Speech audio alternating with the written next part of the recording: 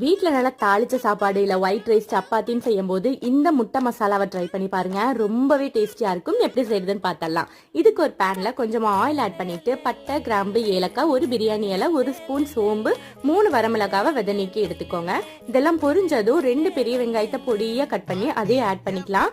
கூடவே ஒரு ஸ்பூன் இஞ்சி பூண்டு பேஸ்ட் ஆட் பண்ணி பச்சை வாசனை போனதுக்கப்புறம் ஒரு மீடியம் சைஸ் தக்காளியும் பொடியாக கட் பண்ணி ஆட் பண்ணிக்கலாம். இதுக்கு தேவையான அளவு உப்பு, மஞ்சள் தூள், மிளகாய் தூள், 2 ஸ்பூன் மல்லித்தூள், ஸ்பூன் சீரகத்தூள், கரம் மசாலா. இது 2 மசாலா ரொம்ப இம்பார்ட்டன்ட். ஏன்னா இதுதான் ரொம்பவே டேஸ்ட் கொடுக்க போகுது. இது 2யும் போட்டுட்டு நல்லா வணக்கிக்கலாம். மசாலா நல்லா எண்ணெய் பிரிஞ்சு குழைய வணங்கணும். இது கூட கொஞ்சமா தண்ணி ஊற்றி மூடி வச்சு ஒரு 5 நிமிஷம் குக் பண்ணீங்க அப்படின்னா அழகா எண்ணெய் பிரிஞ்சு வந்து திக் கிரேவி கன்சிஸ்டன்சில வந்ததுக்கு அப்புறம் அதை நல்லா வணக்கி விட்டுட்டு வேக வச்சிருக்க முட்டையை கட் பண்ணி ஆட் பண்ணிட்டு கொஞ்சமா தண்ணி ஊற்றி ஒரு 5 நிமிஷம் மறுபடியும் மூடி போட்டு ஸ்லோ ஃப்ளேம்ல அப்படியே ரெஸ்ட்ல விட்டீங்கன்னா மசாலாலாம் உள்ள இறங்கி ரொம்பவே சுவையா இருக்கும். ட்ரை பண்ணி பாருங்க.